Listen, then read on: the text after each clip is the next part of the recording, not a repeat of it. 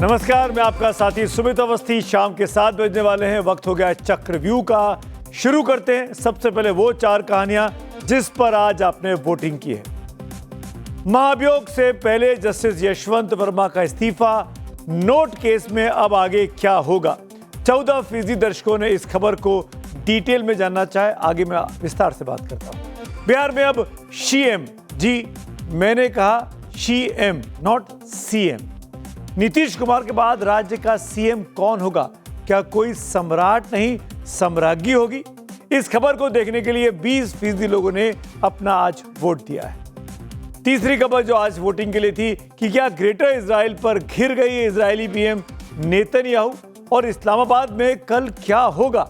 बातचीत हो पाएगी या नहीं हो पाएगी? इस खबर को 32% लोग देखना चाहते हैं। 7:28 पर डिटेल में इस खबर पर आपसे बात करते हैं। और चौथी खबर जो आज सबसे ज्यादा वोट पाकर नंबर 1 बनी है वो है कि क्या बाबरी वाले हुमायूं कबीर ने हैदराबाद वाले भाईजान असदुद्दीन ओवैसी को एक्सपोज कर दिया है, फंसा दिया है। इसे देखने में 34% दर्शकों ने अपनी दिलचस्पी दिखाई है। तो जैसा आपने तय किया है वैसे इस बुलेटिन को आगे बढ़ाते हैं। राजनीति में कहते हैं यहां दोस्ती भी मौसम की तरह होती है, लेकिन बंगाल की राजनीति ने तो जैसे मौसम विभाग को भी बेरोजगार कर रखा है। यहां हर घंटे चुनावी मौसम बदल रहा है। बंग जंग के आज के चैप्टर में 3 किरदार हैं। एक बाबरी वाले हुमायूं कबीर, दूसरे टीएमसी की तरफ से कल जारी किया गया कथित स्टिंग ऑपरेशन, और तीसरा किरदार एक ऐसा नेता जो मुसलमानों के नाम पर हमेशा तीसरे मोर्चे की तलाश में रहते हैं। मैं बात कर रहा हूं असदुद्दीन ओवैसी की।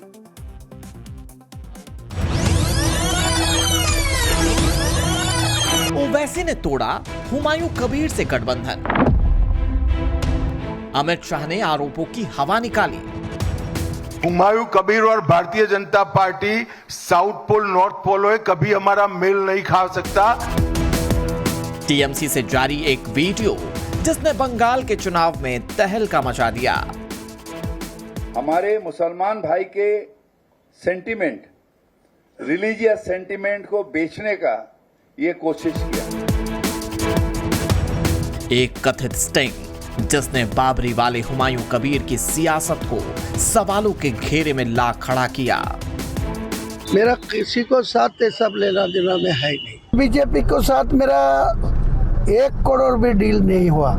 1000 करोड़ तो दूरस्थ, तो उनको बोलने दीजिए जो इनको सबूत देना चाहिए। एक कथित स्टिंग ऑपरेशन जिसने बंगाल में असदुद्दीन ओवैसी और हुमायूं कबीर के गठबंधन को खंड खंड कर दिया।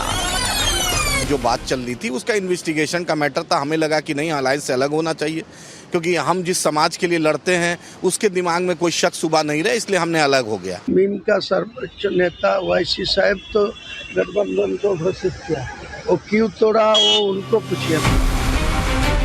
जो जोड़ी बंगाल में 1 और 1 11 होने का दावा कर रही थी, उनमें अब 36 का आंकड़ा हो गया है। ऐसे लोगों के साथ असद ओवैसी साहब कतई नहीं जाएंगे, और बंगाल का मुसलमान जानता है कि हुमायूं कबीर किसके इशारे पर कितना काम कर रहे हैं और क्यों कर रहे हैं। बंगाल में वोटिंग से पहले ये कैसा खेला, चुनाव में अब किधर चला मुसलमान वोटर्स का रेला। तो वोटिंग के करीब 13 दिन पहले बंगाल में तो खेला हो गया। वो चाहे शतरंज का हो या फिर सियासत का, हर चाल सोच समझकर चलनी पड़ती है, क्योंकि एक गलत चाल पूरा खेल पलट सकती है। और बंगाल में टीएमसी ने तो कल कथित स्टिंग ऑपरेशन वाला खेला कर ही दिया है, जिसके बाद आज बंगाल के मुसलमानों को पहला मुस्लिम मुख्यमंत्री देने का वादा करने वाले असदुद्दीन ओवैसी की पार्टी ने हुमायूं कबीर से दूरी बना ली, उनसे अलग होने का ऐलान कर दिया।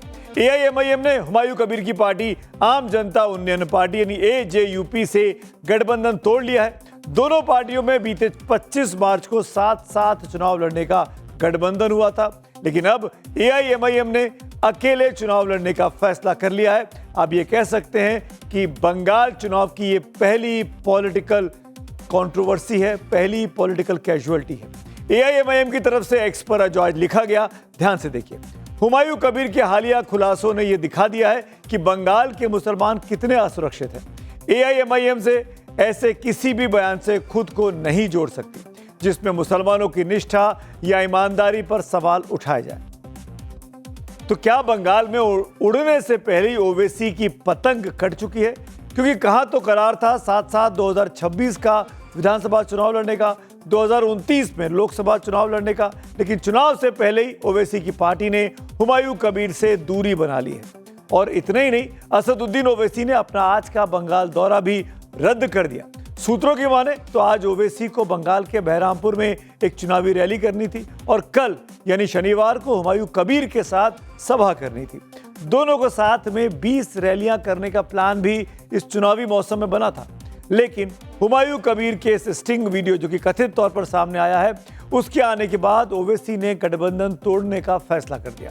सूत्रों की माने तो कल देर रात तक AIMIM के बंगाल ऑब्जर्वर और बंगाल प्रदेश अध्यक्ष इमरान सोलंकी से बात करने के बाद ओवैसी ने ये बड़ा फैसला लिया। हुमायूं कबीर साहब से भी बात हुई, उनका कहना था कि जांच होगा, उनका कहना है कि इन्वेस्टिगेशन होने दीजिए, ममता का साजिश है। हम बोले जांच हो, इलेक्शन कमीशन जांच करे, हाईकोर्ट के सिटिंग जज जांच करे, क्योंकि हम लोग कहीं नहीं है तो हम लोग किसी चीज को, और ये जोर से पहले का है, ये उनके पार्टी के बनाने से पहले का उनका कहना है, ये 19 दिसंबर का है। उस वक्त ना हम उनको जानते थे ना वो मुझे जानते थे, ये उस वक्त का मामला है, पुरानी बात है। तो ये फैसला ये बेहतर तो हुमायूं साहब बता पाएंगे क्या है नहीं है।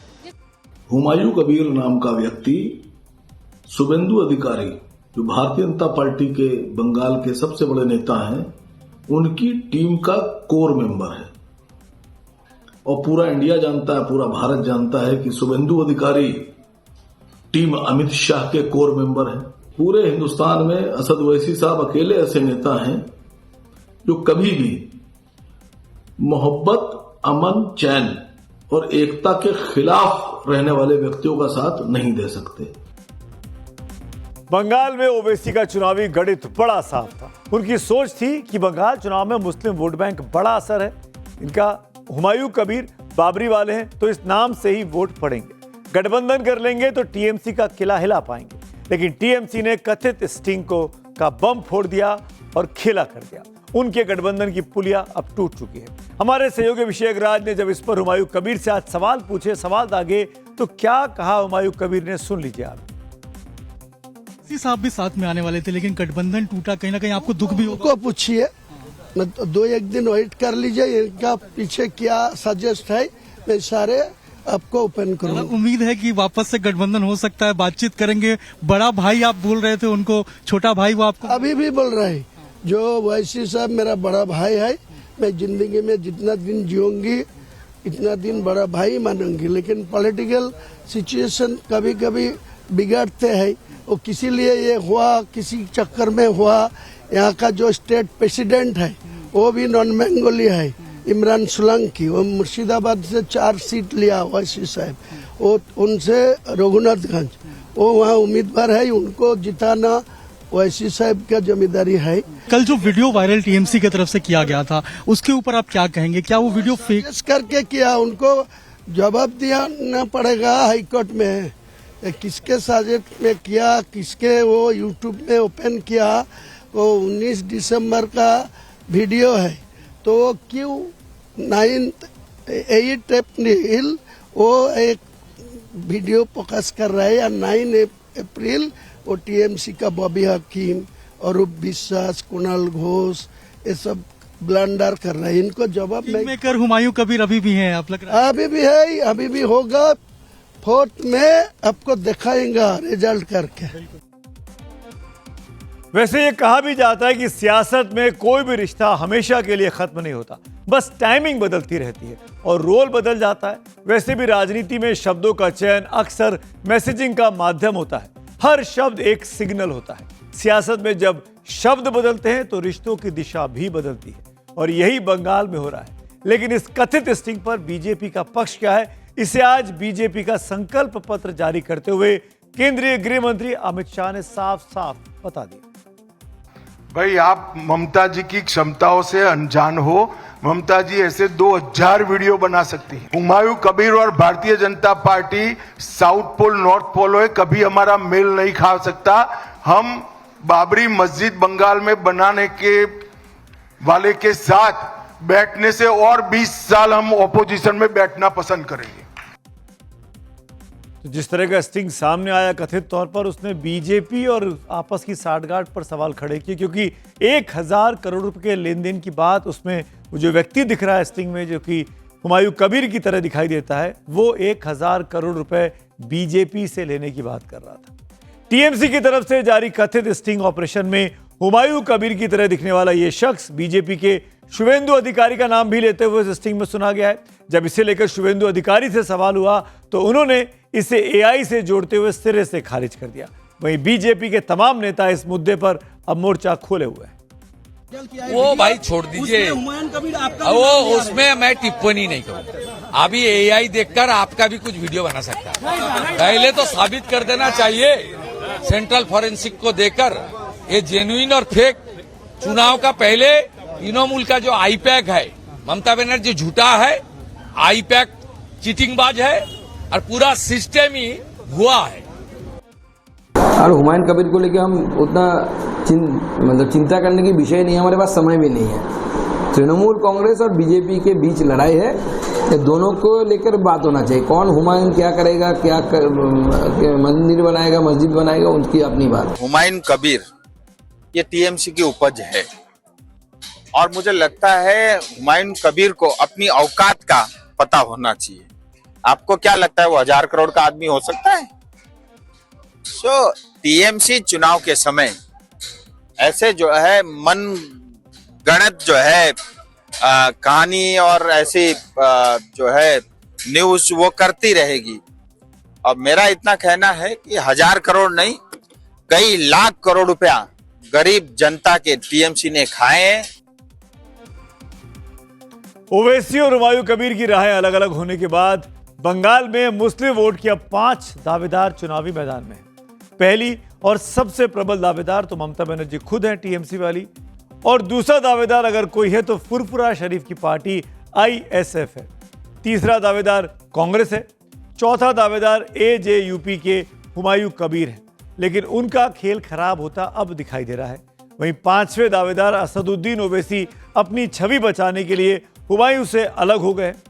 बंगाल में तकरीबन 30% मुस्लिम वोट है। 2010 के बाद से ही बंगाल में मुस्लिम वोटर टीएमसी का कोर वोट बैंक रहे। ममता बनर्जी की जीत की हैट्रिक में मुस्लिम वोटरों की सबसे बड़ी भूमिका मानी जाती है। बंगाल के चुनावी नतीजों का क्लोज व्यू यही दिखाता है कि चुनाव दर चुनाव ममता पर बंगाली मुसलमानों का भरोसा बढ़ता गया है।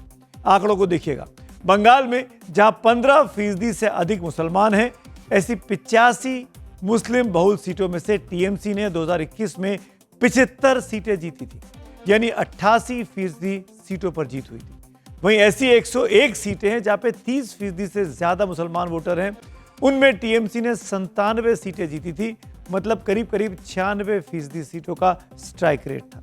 जिन 47 सीटों पर 50% से अधिक मुस्लिम वोटर हैं, उन सभी 47 सीटों पर पिछले चुनावों में टीएमसी ही जीती थी, यानी 100% का स्ट्राइक रेट। यानी ममता पर मुसलमानों का भरोसा हमेशा बढ़ता गया है। रही बात हुमायूं कबीर की, तो कहा जा सकता है कि सियासत में हुमायूं ने दुनिया देखी हुई है। ये बात हम ऐसे ही नहीं कह रहे। बंगाल में वो कांग्रेस, बीजेपी और टीएमसी तीनों पार्टियों का झंडा बारी बारी से थाम चुके हैं। 2007 में कांग्रेस के साथ सियासी सफर की उन्होंने शुरुआत की थी। 2011 के विधानसभा चुनावों में मुर्शिदाबाद रेजीनगर सीट से कांग्रेस के टिकट पर विधायक चुने गए थे। 2013 में ममता बनर्जी की पार्टी से मंत्री पद का प्रस्ताव मिला तो टीएमसी के हो लिए थे, लेकिन फरवरी 2015 में ममता ने पार्टी से उनको निकाल दिया। इसका नतीजा यह हुआ कि 2016 में निर्दलीय प्रत्याशी के तौर पर चुनाव लड़े और हार गए। बाबरी बनाने जा रहे हुमायूं 2018 में बीजेपी में शामिल हो गए और 2019 के लोकसभा चुनाव में बीजेपी के टिकट पर मुर्शिदाबाद से चुनाव लड़ा और हार गए। इसी बीच टीएमसी से निकल जाने के 6 साल पूरे हुए तो 2021 में फिर टीएमसी में वापस लौट आए, लेकिन दिसंबर 2025 में बाबरी एपिसोड के बाद से उनकी ममता दीदी के साथ खटपट हुई। वो टीएम से बाहर कर दिए गए और फिर से निलंबित हुए और अब निष्कासित हैं। 22 दिसंबर 2025 को अपनी नई पार्टी जनता उन्नयन पार्टी बना ली। इस बार बाबरी और मुस्लिम वोटर्स के दम पर दीदी के खिलाफ ताल ठोक रहे हैं, लेकिन बीच मझधार में ओवैसी ने उनसे नाता तोड़ लिया, क्योंकि उन्होंने जो कुछ कहा उस कथित स्टिंग ऑपरेशन में, उससे एआईएमआईएम नेता बहुत ज्यादा खफा है। बंगाल में हुमायूं पर दांव लगाकर ओवैसी की पार्टी का जो हाल हुआ है, उस पर तो मुझे मिर्जा गालिब साहब का एक शेर याद आ रहा है। हमको उनसे वफा की है उम्मीद, हमको उनसे वफा की है उम्मीद, जो नहीं जानते वफा क्या है। बंगाल सियासी दंगल में ओवैसी के साथ भी कुछ ऐसा ही हुआ है। हालांकि हुमायूं कबीर के कथित स्टिंग ऑपरेशन की सत्यता अभी भी सवालों में है और इसके साथ हुमायूं कबीर की मुस्लिम राजनीति भी अब सवालों के घेरे में है। लेकिन जिस तरीके से AIMIM ने JUP से दूरी की है, दूरी साधी है, उससे ये बात तो साबित होती है कि ओवैसी साहब को लगता है कि वो स्टिंग ऑपरेशन ठीक था और अब हुमायूं कबीर के साथ एक मंच पर हमको नहीं दिखना चाहिए। चलिए आगे बढ़ते हैं आज की अगली स्टोरी की ओर। नीतीश कुमार ने आज राज्यसभा की सदस्यता ग्रहण कर ली। इसके साथ ही उनका अधूरा सपना पूरा हो गया, जिसके लिए उन्होंने मुख्यमंत्री की कुर्सी छोड़ दी। नीतीश कुमार के शपथ ग्रहण समारोह में राज्यसभा के नेता JP नड्डा, वित्त मंत्री निर्मला सीतारमण, केंद्रीय मंत्री और नीतीश की पार्टी के JDU के नेता लल्लन सिंह, कार्यकारी अध्यक्ष संजय झा, कांग्रेस सांसद जयराम रमेश मौजूद रहे। इस दौरान कहां दस्तखत करना है, नीतीश कुमार को क्या करना है, कब बोलना है, ये सब कुछ संजय झा उनको बताते रहे। राज्यसभा सांसद की शपथ लेने के बाद मीडिया से रूबरू हुए नीतीश तो नए पुराने दिनों की यादों को ताजा करते दिखाई दिए। सर आज आपने शपथ लिया है, क्या कहेंगे सर? राज्यसभा की आज शपथ ली है सर, आपकी इच्छा पूरी हो गई राज्यसभा सांसद बनने की। पुराना सांसद होने देखा अरे 3 गो है आप। चलिए देख लिए, अरे आपको प्रणाम कर रहे हैं, सुन नहीं रहे हैं। अब पहले तो हम यही ना थे। अब नीतीश कुमार जी राज्यसभा के सांसद हो गए। इससे पहले वो लोकसभा के सदस्य रह चुके हैं, बिहार विधानसभा में विधायक रह चुके हैं, बिहार विधान परिषद के भी सदस्य रह चुके हैं। तो संसद और विधानसभा के चारों सदनों में बैठने का उनका जो ख्वाब था वह पूरा हो गया। नीतीश तो बहुत स्मूथली दिल्ली आ गए। अब सवाल है कि बिहार का मुख्यमंत्री कौन होगा। जैसे जैसे दिन बीतते जा रहे हैं, ये सवाल और ज्यादा दिलचस्प होता जा रहा है। इन दिनों बीजेपी का बड़ा जोर महिला आरक्षण पर बना हुआ है। संसद का विशेष सत्र भी इसी सिलसिले में अगले हफ्तों में बुलाया गया है। यानी 2029 के चुनावों पर नजर गड़ाई बीजेपी महिला के नाम पर दांव चलने के बारे में सोच रही है। NDA की सरकार है, मुख्यमंत्री जो भी बने, नीतीश कुमार जी के कहते हैं ना कि उनके कदमों पर चले, अच्छा कार्य करके दिखाए। And it will not be an easy job, but I really wish जो भी आगे आने वाले समय में मुख्यमंत्री बने वो बिहार को और ऊंचाई पर लेकर जाए और विकसित कार्य करके दिखाए। तो सबसे बड़ा सवाल यही है कि क्या बीजेपी किसी महिला को भी बिहार का मुख्यमंत्री बना सकती है? ये रिपोर्ट देखिए। 2025 के विधानसभा चुनाव में बीजेपी ने 89 सीटें जीत ली। उसके साथ सिर्फ वो एनडीए में सबसे बड़ा दल है, बल्कि बिहार की सबसे बड़ी पार्टी बन चुकी है। 89 विधायकों में 9 महिला विधायक हैं। इनमें बेतिया से रेणु देवी, परिहार से गायत्री देवी, नरपतगंज से देवंती यादव, प्राणपुर से निशा सिंह, कोड़ा से कविता देवी, अलीनगर से मैथिली ठाकुर, छपरा से छोटी कुमारी, मोहनिया से संगीता कुमारी और जमुई से श्रेयसी सिंह शामिल हैं। अगर महिला मुख्यमंत्री वाली बात बीजेपी आला कमान के दिलो दिमाग में होगी तो इन्हीं 9 महिला विधायकों में किसी की लॉटरी लग सकती है। अचानक से बीते 24 घंटों से सवाल ये जवाब दिल्ली के फिजाओं में गूंज रहा है कि महिला को मुख्यमंत्री बना सकती है क्या बीजेपी। सवाल है कि किसकी किस्मत चमक सकती है, किसको बिहार की दूसरी महिला मुख्यमंत्री बनने का मौका मिल सकता है, क्योंकि राबड़ी देवी 1997 से 2005 तक 8 साल तक मुख्यमंत्री बिहार की रह चुकी है। इसको विस्तार से विश्लेषण करने से पहले ये जानना जरूरी है कि आखिर आज क्या स्थिति है कि बिहार में महिला मुख्यमंत्री की चर्चा सबसे ज्यादा जोर पकड़ रही है। इसका एक अहम कारण यह हो सकता है कि बीजेपी उन तबकों को साधने में सियासी तौर पर माहिर है जिनकी तरफ दूसरे राजनीतिक दल अक्सर ध्यान नहीं देते। दूसरा कारण यह हो सकता है कि अभी बीजेपी के पास दिल्ली को छोड़कर किसी भी राज्य में महिला मुख्यमंत्री नहीं है, जबकि बीजेपी के मुख्यमंत्री 14 राज्यों में। दिल्ली में है मुख्यमंत्री, लेकिन दिल्ली पूर्ण राज्य नहीं है, याद रखिएगा। ऐसे में बिहार में किसी महिला के मुख्यमंत्री बनने का प्रभाव पश्चिम बंगाल के चुनावों पर पड़ सकता है, जहां विधानसभा चुनाव चल रहे हैं और बीजेपी का मुकाबला एक महिला मुख्यमंत्री ममता बनर्जी से है। प्रधानमंत्री मोदी ने कल ही ऐलान किया था कि 16 से 18 अप्रैल के बीच महिला आरक्षण पर संविधान संशोधन विधेयक संसद में आएगा। तो उससे पहले बिहार में किसी महिला मुख्यमंत्री के बन जाने से यह बहुत ही सकारात्मक संदेश बीजेपी के लिए जा सकता है। हालांकि विपक्ष को लगता है कि मुख्यमंत्री भले बीजेपी का हो, लेकिन कौन होगा यह किसी को पता नहीं है। इसको लेकर वो बीजेपी पर तंज भी कस रहा है। अब ये पूरी सुनियोजित तरीके से था, बीजेपी का पुराना प्लान था कि चुनाव के वक्त उनका चेहरा दिखाओ, वोट लो और बाद में उनको हटा दे और अपना इमरजेंसी योजना के तहत काम। सर आज नए सीएम के बारे में सर क्या आपको लगता है? बारे में तय करेंगे सर, आपको लगता है कौन निकलेगा पता नहीं, होगा बीजेपी का, आपको लग रहा है सर? बिल्कुल लगता है। कौन निकलेगा किसको पता। दरअसल देखा जाए तो महिलाओं को एक मजबूत वोट बैंक के रूप में नीतीश कुमार ने ही पहचाना था। बिहार में अगर एनडीए को महिला वोट गया तो उसके पीछे एक बड़ा फैक्टर नीतीश कुमार है। ऐसे में बीजेपी और एनडीए दोनों ही चाहेंगे कि नीतीश कुमार के उन प्रयासों में डेंट ना लगे। आज खुद प्रधानमंत्री नरेंद्र मोदी ने एक्स पर पोस्ट किया और लिखा कि संसद में उनको देखना कैसा सुखद होगा। इस बीच दिल्ली में बीजेपी के बड़े नेताओं की बैठक के बीच सबसे अहम सवाल यह है कि बिहार का अगला सीएम होगा कौन। वैसे विपक्ष की दिलचस्पी आ रहे सीएम से ज्यादा जा रहे सीएम यानी नीतीश कुमार में दिखाई देती है। मैं तो चाहता था कि वो प्रधानमंत्री के रूप में रिटायर हों। हमारे इंडिया गठबंधन के बहुत सारे साथियों की कोशिश थी कि वो प्रधानमंत्री बनकर के रिटायर होते, लेकिन अब सुनने में आ रहा है और लग रहा है कि राज्यसभा के सदस्य के रूप में वो रिटायर हो जाएंगे। सोचिए बीजेपी ने कितना बड़ा धोखा दिया है उन्हें, उनके लोगों के साथ कितना बड़ा धोखा दिया है। एक आखिरी सवाल। और अब जाते हैं उस सवाल पर कि अगर बीजेपी ने महिला मुख्यमंत्री का मन बना लिया हो तो किसके हाथों में बिहार की बागडोर आ सकती है। समझिए इसको। आपको स्क्रीन पर देखते हुए इन 9 नामों पर 5 नामों की चर्चा बहुत ज्यादा चल रही है और ये नाम है रेणु देवी, गायत्री देवी, कविता देवी, संगीता कुमारी और श्रेयसी सिंह। आखिर इन नामों की चर्चा के पीछे क्या अहम कारण है, इसको मैं विस्तार से आपको समझा देता हूं। सबसे बड़ी बात तो यह कि बिहार में नीतीश कुमार ने लालू यादव के बरक्स ओबीसी में लव कुश यानी कोयरी, कुर्मी और ईबीसी में दूसरी तमाम पिछड़ी जातियों को छोड़कर अपना मजबूत आधार बना लिया था। इनको जोड़कर बीजेपी पिछड़ी जातियों के जनाधार पर अगर जोर देती है और नीतीश कुमार की वोट वाली विरासत को आगे बढ़ाती है तो इन 2 नामों पर गौर कीजिए।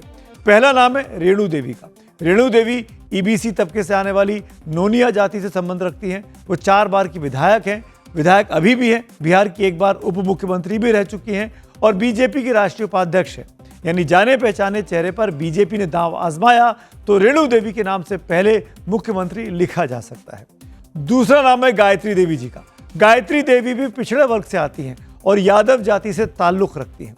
9वीं पास गायत्री देवी 2015 से परिहार सीट से विधायक हैं। इनके पति राम नरेश यादव भी बीजेपी के विधायक रह चुके हैं। लेकिन उपेक्षित वंचित तबके को जोड़ने की बात हो तो दलित महिला के नाम की भी लॉटरी निकल सकती है, जिनमें एक नाम है संगीता कुमारी जी का। संगीता कुमारी रविदास समाज से आती हैं और मोहनिया सीट से दूसरी बार चुनाव जीती हैं। हालांकि पहली बार उन्होंने आरजेडी के टिकट पर चुनाव लड़ा था, लेकिन बीच में ही आरजेडी छोड़कर बीजेपी में चली आई। जिस तरह बिहार में सम्राट चौधरी का नाम चल रहा है जो आरजेडी और जेडीयू से होकर बीजेपी में आए हैं, उसमें संगीता कुमारी जी का भी भाग्योदय हो सकता है। आखिर कांग्रेस से आए हिमंत बिस्व शर्मा भी तो असम के मुख्यमंत्री बीजेपी ने बना दिए हैं। दलित तबके से दूसरा नाम कोड़ा सीट से कविता देवी जी का है। कविता पासवान समुदाय से आती हैं और शुरू से ही बीजेपी से जुड़ी रही हैं, लेकिन बनी बनाई परंपरा को तोड़कर नई राजनीति करने में बीजेपी विश्वास रखती है। इसीलिए जिस एक श्रेयसी सिंह का नाम भी चल रहा है वो अगड़ी जाति से आती हैं। श्रेयसी जमुई से दूसरी बार की विधायक हैं और इस वक्त बिहार सरकार में खेल मंत्री हैं। देश की जानी मानी शूटर हैं। शूटिंग के लिए उन्हें अर्जुन अवार्ड भी मिल चुका है। श्रेयसी के पिता दिग्विजय सिंह जेडीयू के नेता रहे, बड़े केंद्र में मंत्री भी रहे थे। बिहार को नया मुख्यमंत्री जल्द मिल जाएगा। नीतीश कुमार राज्यसभा में आए तो वहीं उनके पुराने सहयोगी और राज्यसभा के उप सभापति हरिवंश नारायण सिंह मनोनीत सांसद बन गए हैं। मनोनीत सांसद के रूप में वो राज्यसभा के उप सभापति भी रह सकते हैं। हालांकि इस पर अभी कोई फैसला नहीं लिया गया है। हरिवंश 2032 तक अब राज्यसभा के सदस्य रह पाएंगे। इसके पहले भी उनके 2 टर्म 12 साल के पूरे हो चुके हैं। और अब बात अगली कहानी की, बात जस्टिस यशवंत वर्मा की, जिन्होंने इलाहाबाद हाई कोर्ट के जस्टिस पद से इस्तीफा दे दिया। उनके इस्तीफे के बाद सवाल उठ रहे कि क्या नोट कांड की जांच अब होगी या नहीं होगी।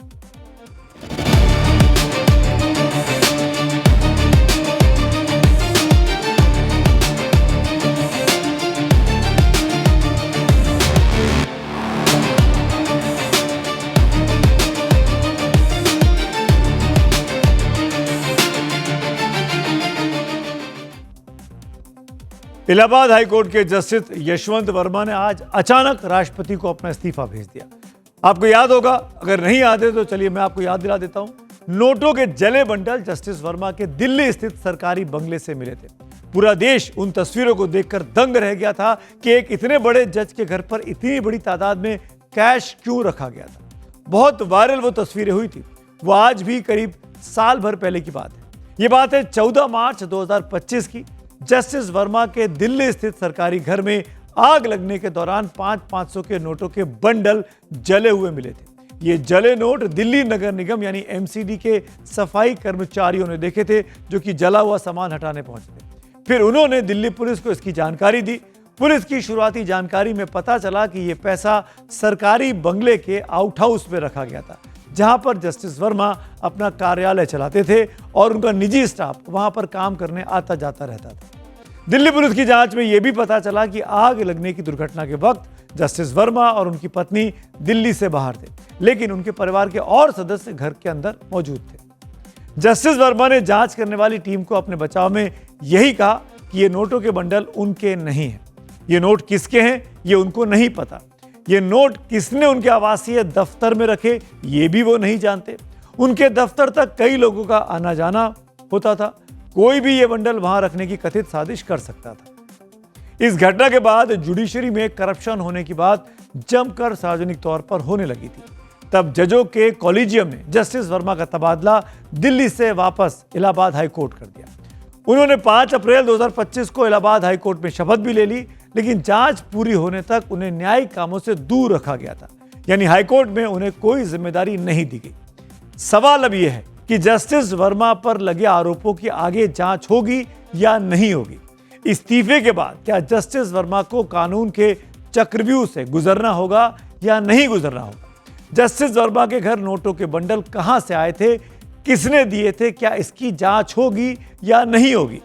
जस्टिस वर्मा ने इसे उनके खिलाफ एक साजिश बताया था, तो क्या जस्टिस वर्मा को अपनी बेगुनाही साबित करने का मौका मिलेगा या नहीं मिलेगा? ऐसे कड़े और बड़े सवालों की लंबी फेहरिस्त है। कानून के जानकारों का इस बारे में क्या कहना है ये सब मैं आपको बताऊंगा, लेकिन पहले जस्टिस वर्मा ने अपने इस्तीफे में आज क्या लिखा है ये भी आपको जानना चाहिए। ये उनके इस्तीफे की चिट्ठी है जिसमें 9 अप्रैल की डेट है, यानी जस्टिस वर्मा कल इस्तीफा दे चुके थे, लेकिन खबर आज सुबह सार्वजनिक हुई। राष्ट्रपति को भेजे अपने इस्तीफे में उन्होंने लिखा है, मैं आपके सम्मानित कार्यालय को उन कारणों से परेशान नहीं करना चाहता जिनकी वजह से मुझे ये पत्र लिखना पड़ रहा है, लेकिन गहरे दुख के साथ मैं इलाहाबाद उच्च न्यायालय के न्यायाधीश पद से तत्काल प्रभाव से इस्तीफा दे रहा हूं। इस पद पर सेवा करने मेरे लिए सम्मान की बात रही। आपको एक नजर जस्टिस वर्मा के करियर पर भी डाल लेनी चाहिए। 8 अगस्त 1992 को जस्टिस वर्मा ने अपनी वकालत की शुरुआत की थी। 2006 में इलाहाबाद हाईकोर्ट में स्पेशल एडवोकेट बने। 12-13 में यूपी के चीफ स्टैंडिंग काउंसिल रहे। अगस्त 2013 में इलाहाबाद हाईकोर्ट में सीनियर वकील बन गए। 13 अक्टूबर 2014 को इलाहाबाद में एडिशनल जज बने। 1 फरवरी 2016 को इलाहाबाद हाईकोर्ट में परमानेंट जज बन गए और 11 अक्टूबर 2021 को दिल्ली हाईकोर्ट के जज बन गए। दिल्ली हाईकोर्ट में जस्टिस रहने के दौरान ही पिछले साल मार्च में उनके घर से वो नोटों के बंडल मिले थे। इसके बाद सुप्रीम कोर्ट कॉलेजियम ने उनका ट्रांसफर इलाहाबाद हाईकोर्ट में करने की सिफारिश कर दी थी। केंद्र सरकार ने 28 मार्च 2025 को यह अधिसूचना जारी कर दी और 5 अप्रैल 2025 को इलाहाबाद हाईकोर्ट में उन्होंने शपथ भी ले ली। लेकिन इलाहाबाद हाईकोर्ट बार एसोसिएशन में जस्टिस वर्मा के खिलाफ विरोध शुरू हो गया। बार एसोसिएशन ने सुप्रीम कोर्ट कॉलेजियम के ट्रांसफर के फैसले का विरोध किया था। वकीलों का यह साफ कहना था कि इलाहाबाद हाईकोर्ट कोई कचरे का डिब्बा नहीं है जहां दिल्ली से विवादित जज को इस तरीके से भेज दिया जाए।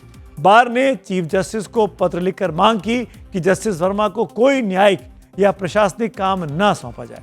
अब जब जस्टिस वर्मा ने आज इस्तीफा दे दिया तो इलाहाबाद हाईकोर्ट बार एसोसिएशन के पूर्व अध्यक्ष अनिल तिवारी इसे जनता की जीत बता रहे हैं। बहुत देर हुई लेकिन बहुत खुशी है इस बात की कि आम जनता की जीत हुई है। वकील जो हैं, वकीलों की जीत मैं नहीं कहूंगा, बड़ा लिमिटेड हो जाएगा, क्योंकि मैं लड़ाई वकीलों के लिए तो लड़ ही नहीं रहा था, मैं तो पब्लिक फेथ की लड़ाई लड़ रहा था। पब्लिक फेथ की विक्ट्री हुई है, बहुत खुशी की बात है, लेकिन बहुत लेट हुआ है और अभी भी ये पूरा नहीं है। हमारा कहना यह है, अगर मेरी बात सुनी जाए आपके चैनल के माध्यम से, तो मैं ये चाहता हूं कि इनके ऊपर तुरंत FIR होनी चाहिए, इन्वेस्टिगेशन होके ये दूध का दूध पानी का पानी साफ आना चाहिए और इनको उसकी उचित पनिशमेंट मिलना चाहिए। तो सुना आपने, अनिल तिवारी ये कह रहे हैं कि जस्टिस वर्मा के खिलाफ फौरन FIR हो, इस पूरे मामले की जांच कराकर दोषी को सजा मिले। लेकिन क्या जस्टिस वर्मा के खिलाफ क्रिमिनल केस हो सकता है? इस सवाल का जवाब जानने के लिए हमने सुप्रीम कोर्ट के वकील RK सिंह से बात की है। उनका क्या कहना है, सुन लीजिए। इसमें कोई दो राय नहीं है कि यहाँ के बाद से जो क्रिमिनल इम्यूनिटी उनको मिली थी प्रोसिक्यूशन के अगेंस्ट में, अब वो नहीं है। लेकिन यक्ष प्रश्न ये है कि FIR कहाँ है? FIR तो हुआ नहीं था। अगर FIR नहीं हुआ था और डिलेड अगर FIR होता है तो डिलेड FIR में पुलिस को बहुत लंबी मशक्कत करनी पड़ेगी एक्सप्लेन करने के लिए कि आपने इतना लंबा वक्त क्यों लिया, और उनके अगेंस्ट में जो एविडेंसेस था वो पब्लिक डोमेन में तो था नहीं। सुप्रीम कोर्ट ने इंक्वायरी करी थी और उस एविडेंसेस को एक इम्यूनिटी दिया गया था। दैट एविडेंसेस जो इंक्वायरी रिपोर्ट थी, इन हाउस इंक्वायरी रिपोर्ट, वो पार्लियामेंट के संज्ञान के लिए थे, वो पब्लिक डोमेन की चीज नहीं थी। तो जो ऑलरेडी पार्लियामेंट के डोमेन की चीज है जिसमें इम्यूनिटी मिली हुई है, उसको फिर आप सार्वजनिक रेट्रोस्पेक्टिव इफेक्ट से करके पुलिस FIR का पार्ट नहीं बना सकती है। तो वैसे सिचुएशन में अब पेचीदगी बढ़ गई है। पेचीदगी बढ़ गई है, हो सकता है कि वकील साहब ठीक बोल रहे हो, लेकिन सवाल ये होता है, क्या जुडिशरी के जजेस जो हैं, अपनी न्याय व्यवस्था के जो पुरोधा हैं, क्या वो न्याय से ऊपर है? क्योंकि कहीं ना कहीं सवाल ये खड़ा होता है कि क्या जुडिशरी में करप्शन है, क्या जजेस को इन्फ्लुएंस किया जाता है? क्योंकि जो तस्वीरें आई थी साल भर पहले मार्च 2025 में, वो चौंकाने वाली थी। इसीलिए बहुत ज़रूरी है कि इस मामले में सीरियस इन्वेस्टिगेशन हो, पता चले कि वो नोटों की बंडल किसके थे और कौन दोषी है। क्या वाकई में करप्शन का मामला है या कोई और मामला है? हो सकता है कि जस्टिस वर्मा निर्दोष हो और वो कब तक इस तरह का पाप लेकर जीते रहेंगे। इसीलिए जांच बहुत आवश्यक है इस पूरे मामले में। आइए आगे बढ़ते हैं आज की अगली कहानी की ओर। क्या दुनिया एक और महायुद्ध की दहलीज पर है? क्या अमेरिका ईरान के बीच सीज फायर सिर्फ एक दिखावा है? जब पूरी दुनिया शांति की दुआ कर रही है, तब इजरायली PM बेंजामिन नेतन्याहू के फाइटर्स लेबनान के आसमान में बारूद क्यों बरसा रहे हैं? क्या ये सिर्फ हिजबुल्लाह के खिलाफ जंग है या फिर नींव रखी जा रही है ग्रेटर इजराइल की? आज बात उसी नक्शे की जो नील से फरात नदी तक फैलने की बात रखता है, और क्या इसी के चक्कर में नेतन्याहू अब दुनिया की नजरों में किरकिरी बन गए?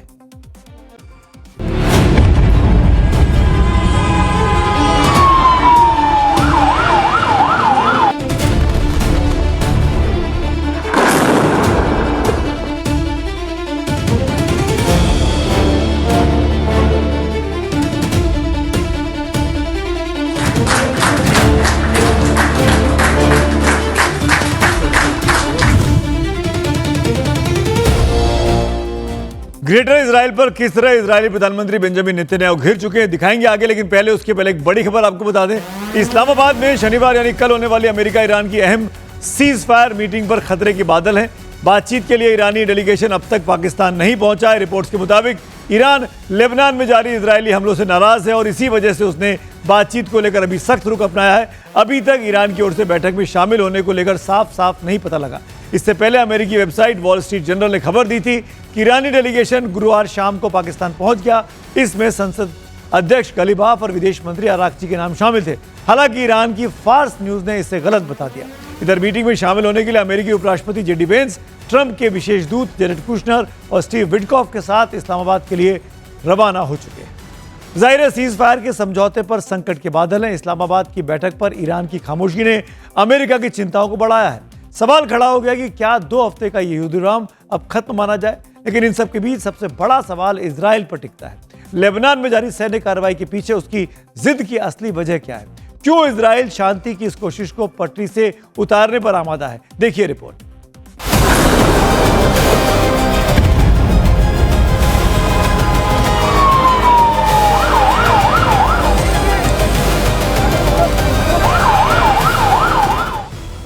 2 मार्च के बाद से लेबनान शमशान बन चुका है। 1800 से ज्यादा मौतें और लाखों लोग बेघर। इजराइल कहता है कि वो हिजबुल्लाह के हथियार तबाह कर रहा है, लेकिन हकीकत ये है कि उसने दक्षिण लेबनान की 20% जमीन खाली कराकर वहां अपने सैन्य ठिकाने गाड़ दिए हैं। ट्रंप मजबूरी में ही सही शांति की बात कर रहे हैं, दुनिया समझौते की उम्मीद कर रही है, लेकिन नेतन्याहू ने साफ कर दिया है, नो सीजफायर ऑन लेबनान। आखिर नेतन्याहू रुक क्यों नहीं रहे? तो इसका जवाब छिपा है ग्रेटर इजराइल के उस विजन में जिसमें इजराइल की सीमाओं को मिस्र के नील नदी से इराक के फरात नदी तक फैलाने की बात कही गई है। ईरान इस प्लान में सबसे बड़ी रुकावट है। 3H मतलब हिजबुल्लाह, हूती और हमास। लेबनान को निशाना बनाकर इजराइल सीधे तौर पर ईरान के एक्सिस ऑफ रेजिस्टेंस यानी 3H की कमर तोड़ना चाहता है, लेकिन नेतन्याहू अब अपने घर में ही घिर चुके हैं। विपक्षी नेता यायर लापिड ने नेतन्याहू को रणनीतिक विफलता का चेहरा बताया है।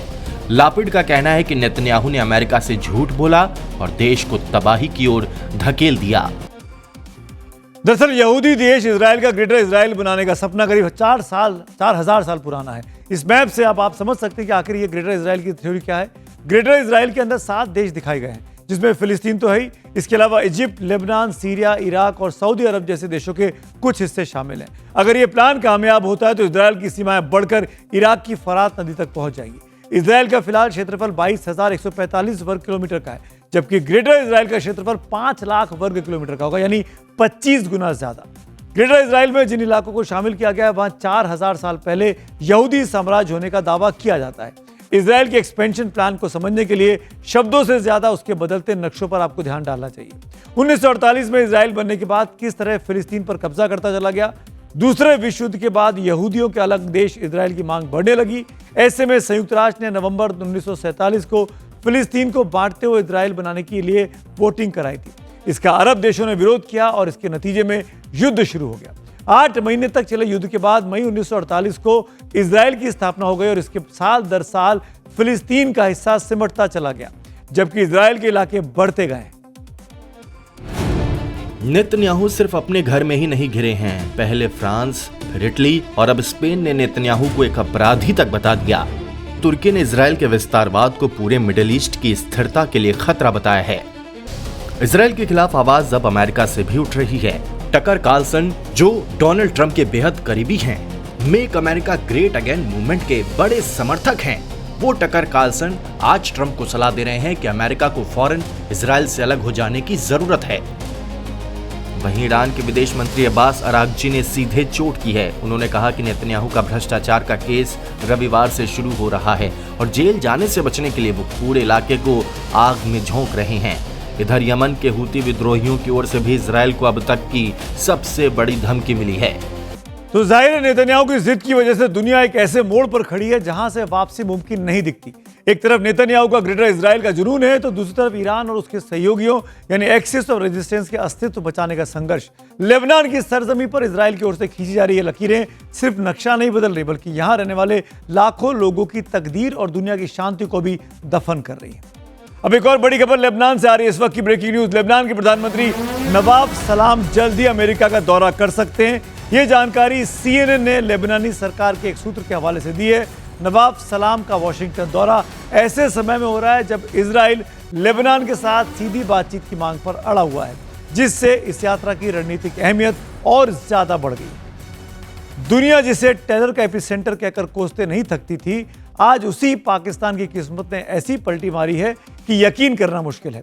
बारूद की भाषा में बात करने वाला मुल्क की जुबान से अब कूटनीति वाली भाषा समझ से परे है। इस्लामाबाद में कल की महाबैठक का ठिकाना नहीं है, लेकिन शहबाज शरीफ के फोन की घंटी का बजना बंद नहीं हो रहा। फ्रांस के राष्ट्रपति मैक्रोन, इटली की PM मेलेनी, जर्मनी के चांसलर फ्रेडरिक मर्ज, लिस्ट बहुत लंबी है।